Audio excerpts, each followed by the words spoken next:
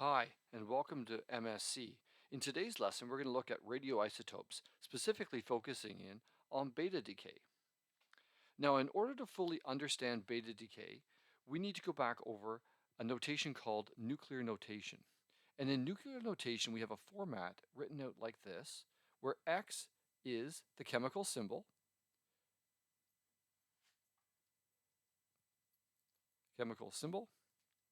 such as O for oxygen or N for nitrogen. And we also have typically two values, one written in the superscript position and another one in the subscript. The superscript position one is the atomic mass number. And it represents the number of protons and neutrons contained inside the nucleus of that specific isotope. And that's why sometimes instead of atomic mass number, it might be called nucleon number. The Z at the bottom, this represents the atomic number. And the atomic number, if you recall, is the number of protons only that are in the nucleus. This is what defines the element and is a number on the periodic table. If we picture an example of helium, we could write out the nuclear notation for helium, and the symbol is there for helium, and it has two protons, that's its atomic number, and the most common isotope has 4 nucleons, 2 protons, and 2 neutrons. The one additional piece that might be present in this notation is a charge. And a common charge, if we're looking at just the helium nucleus, we'll be writing it as a 2+ charge. So often in this regular kind of exponent region is where there'd be a charge written if it applies. So we would look there for a charge as a possibility to include. So what we're going to look at here is beta negative decay to start with. And beta negative decay is actually a result of the weak nuclear interaction and involves the changing of flavors of quarks. In this case, it would be a down quark changing to an up quark. We're not going to get into all the quark details here. We're going to focus in on the subatomic particle level and look at it through that lens. What we have with beta negative decay is we have a situation where the nucleus has more neutrons than is required for a stable isotope. And so this isotope would have too many neutrons in it, and as a result would be radioactive. And it's actually one of the neutrons that will decay, and it will decay via this process illustrated here. We have a neutron which then decays into a proton, an electron, and this other particle called an anti-electron neutrino. So a couple things to note here is that when we talk about a beta negative particle, we're actually just talking about an electron. The symbol for beta is kind of this B with a tail. So this beta negative particle is actually just an electron. So a particle that you're super used to seeing already. And it's not appropriate to think of a neutron being composed of these parts and kind of falling apart, but rather that the neutron itself disappears and is replaced by these. We notice too that we have a charge here of 0 on this side, and this needs to be conserved. And so if we look at the other side, we'll see a plus charge on the proton, a negative charge on the electron, and a 0 charge on this weird neutrino. And as a result, we have a 0 charge also on the right-hand side of this nuclear equation. Another piece that needs to be conserved is the atomic mass number, or the nucleon number. And we can see we have a value of 1, a value of 1, 0, and 0. So that is also conserved. The last piece to be conserved will be the atomic number. And so the proton has a value of 1, because that's what protons have. They're the element number, or govern the element number rather. The electron here is given a -1 value, which might seem a little bit weird, but by convention that is done. And so 1 minus 1 is 0, and the neutrino doesn't have an atomic number value. Neutrinos are a lepton, just like the electron. And again, that's getting maybe a little bit deeper into the particle physics than we are going to go in this video. However, we have to understand that that's why we have this bar above the neutrino, and that's what makes it an antineutrino.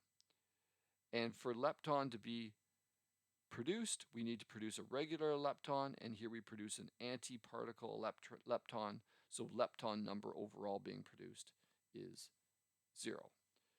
The neutron is a baryon, as is the proton, so baryon number is conserved. There are lots of different pieces that need to be conserved as you peel back more layers to the nuclear physics that's going on in behind the scenes.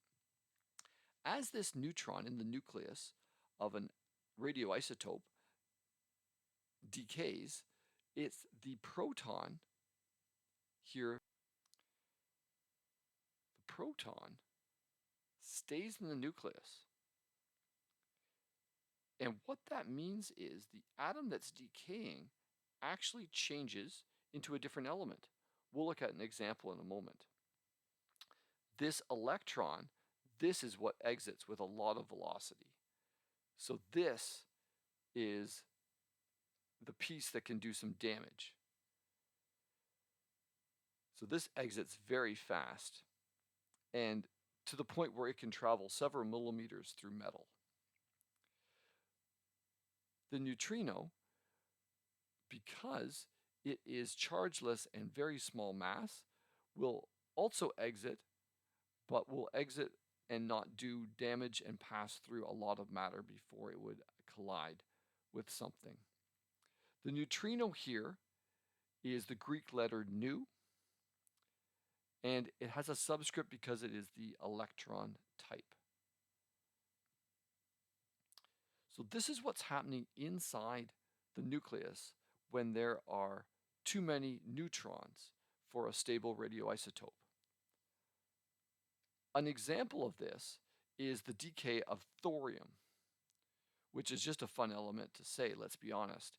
And it has the situation where it has too many neutrons to be a stable isotope as it's written. This would be thorium-234. And it will decay via beta negative decay into protactinium, which is also fun to say.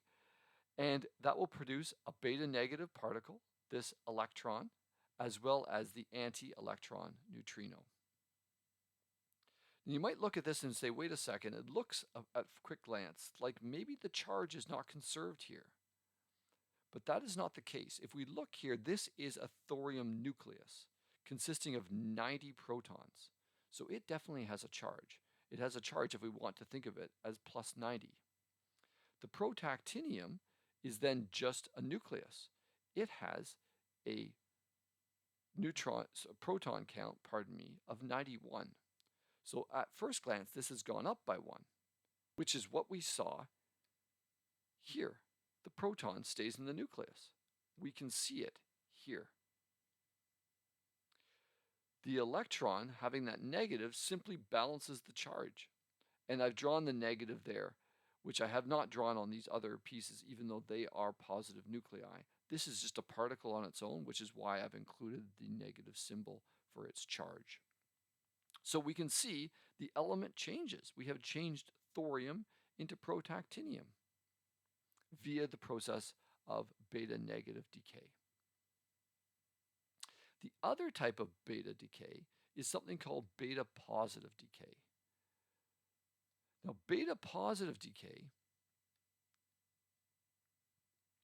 is the situation where there are not enough neutrons.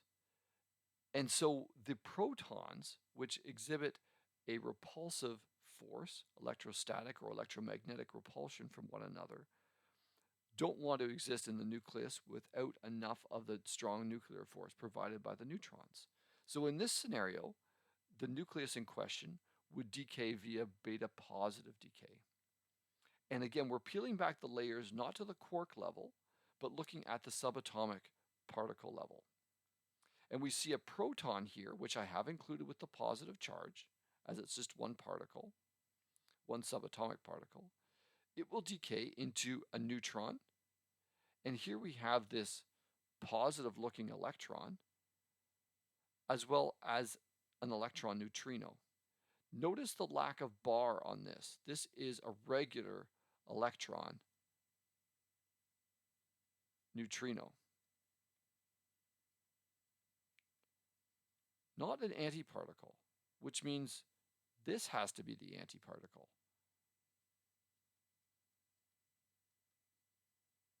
Well, what is it called? It looks like it might be some type of weird positive electron. And really, that's what it is. This is called a positron.